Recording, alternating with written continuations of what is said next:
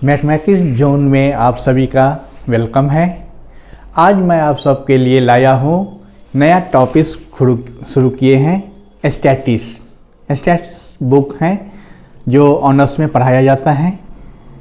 ये शुरू किए हैं हम एग्ज़ाम के पॉइंट ऑफ व्यू से। इसका जो इम्पोर्टेंट क्वेश्चन है वो हम आपको कराएंगे। पहला क्वेश्चन लाए हैं हम कि ये कर रहे हैं obtain the general condition of equilibrium of a system of forces acting in one plane upon a rigid body। कहते हैं जब कोई रुके हुए वस्तु के ऊपर एक प्लेन में बहुत सारे इक्विलिब्रियम फोर्सेस अप्लाई होते हैं, बहुत सारे फोर्सेस अप्लाई होते हैं, तो उसका इक्विलिब्रियम होने का क्या कंडीशन है ये आपको कहता है निकालने के लिए। अब देखिए सॉल्यूशन। मान लीजिए कि P1, P2, P3 ये वेक्टर के रूप में लिए हैं। ये क्या है? Be a given system of coplanar forces acting at point A1, A2, A3 dot dot dot of a rigid body.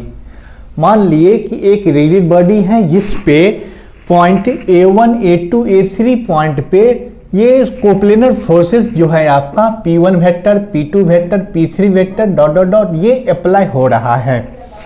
अब इस पॉइंट का ये जो A1, A2, A3 पॉइंट है इसका पोजीशन वेक्टर एज्यूम कर लेते हैं हम लोग। A1 vector, A2 vector, A3 vector ये क्या है? तो इस पॉइंट का पोजीशन वेक्टर है। तो ये जो कोप्लेनर फोर्सेस अप्लाई हो रहा है रिजिड बॉडी पे, इसके कारण एक सिंगल फोर्स अप्लाई होगा, रिड्यूस होगा एक सिंगल फोर्स। तो these forces can be reduced to a single force R at O together with a couple of moment G। इस प्रकार R क्या है? रिजल्टेंट फोर्स है किसके? तो ये जो कोप्लेनर फोर्सेस अप्लाई होते हैं रिजिड बॉडी पे उसके। तो R को लिखे हैं R vector equal to P1 vector plus P2 vector plus P3 vector plus dot dot dot, या इसको शॉर्ट फॉर्म में लिखेंगे हम R वेक्टर को लिखेंगे सिग्मा PR वेक्टर, जहाँ पे R का वैल्यू 1 से लेकर इनफाइनाइट है। वैसे ही कपल ऑफ मोमेंट का होता है, ये G वेक्टर है आपका A1 vector cross P1 vector plus A2 vector cross P2 vector plus A3 vector cross P3 vector dot dot dot, यानी ये क्या है आपका G vector couple of moment है। आप क्या समझे? यहाँ पे कहता है कि मान लीजिए एक रिजिड बॉडी है जिसपे बहुत सारे कोप्लेनर फोर्सेस अप्लाई हो रहा है। उस कोप्लेनर फोर्सेस के कारण उस पे एक सिंगल फोर्स रिड्यूस होगा और कपल ऑफ मोमेंट भी रिड्यूस होगा। तो ये आपका रिजल्टेंट फोर्स हो गया, ये आपका कपल ऑफ मोमेंट हो गया। अब यहाँ है आपका कंडीशन इज नेसेसरी।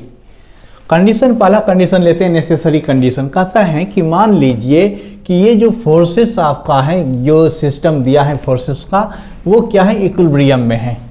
जब इक्विलिब्रियम में हो, फोर्सेस जो अप्लाई हो रहे हैं रिजिड बॉडी पे वो क्या हो? इक्विलिब्रियम में हो। तो इसका मतलब हुआ कि उस बॉडी के पास ना को मोशन आपका ट्रांसलेशन मोशन है और ना ही आपका रोटेशनल मोशन है। जनरली दो टाइप के मोशन होते हैं, एक होते हैं मोशन ऑफ ट्रांसलेशन, एक होते हैं मोशन ऑफ रोटेशन। तो जब आपका बॉडी इक्विलिब्रियम में हो, माने वो जो फोर्सेस अप्लाई होते हैं बॉडी पे वो आपका इक्विलिब्रियम में हो, तो इसका मतलब उस बॉडी के पास इन दोनों मोशन में से कोई मोशन नहीं होगा।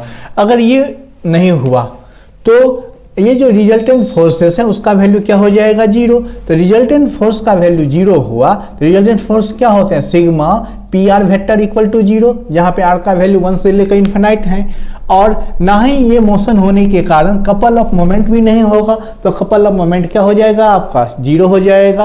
तो कपल ऑफ मोमेंट क्या होते हैं? Sigma AR vector cross PR vector equal to 0। तो ये कंडीशन कब होते हैं? जब कंडीशन नेसेसरी हो, मीन्स जो फोर्सेस रिजिड बॉडी पे अप्लाई होते हैं वो क्या हो? इक्विलिब्रियम में हो। अब आया आपका सफिशिएंट कंडीशन। सफिशिएंट कंडीशन में हम लोग क्या करते हैं? मान लेते हैं कि R वेक्टर जो है रिजल्टेंट फोर्स जो है R फोर्स, रिजल्टेंट फोर्स वो क्या है? 0 है। तो जब आपका R वेक्टर 0 है, रिजल्टेंट 0 है, तो इसका मतलब हुआ कि उस बॉडी में किसी भी प्रकार का ट्रांसलेशन मोशन नहीं हो रहा है। जब रिजल्टेंट फोर्स क्या हो? 0 हो, इट मीन्स बॉडी के पास किसी प्रकार का ट्रांसलेशन मोशन नहीं हो रहा है। और यदि कपल ऑफ मोमेंट को जीरो मान लें तो उस बॉडी में किसी भी प्रकार का रोटेशनल मोशन नहीं होगा। तो आप यहां देखें, एक बार हम रिजल्टेंट को जीरो ले लिए, एक बार कपल ऑफ मोमेंट को जीरो ले लिए। इससे क्या मिला, तो उस बॉडी के पास किसी भी प्रकार का ना रोटेशनल मोशन होता है ना ट्रांसलेशन मोशन होते हैं, यानी कि hence no kind of displacement of the body is possible. तो बॉडी में किसी भी प्रकार का डिस्प्लेसमेंट नहीं हो रहा है, इसकी कोई संभावना नहीं है। तो मतलब फोर्सेस क्या है, आपका इक्विलिब्रियम में है। तो ये इक्विलिब्रियम होने की कंडीशन नेसेसरी और सफिशिएंट कंडीशन है, बहुत ही इंपॉर्टेंट है। स्टैटिस्टिक्स का ये बहुत ही इंपॉर्टेंट क्वेश्चन है। फिर नेक्स्ट वीडियो में एक और नया क्वेश्चन लाएंगे, तब तक के लिए बाय।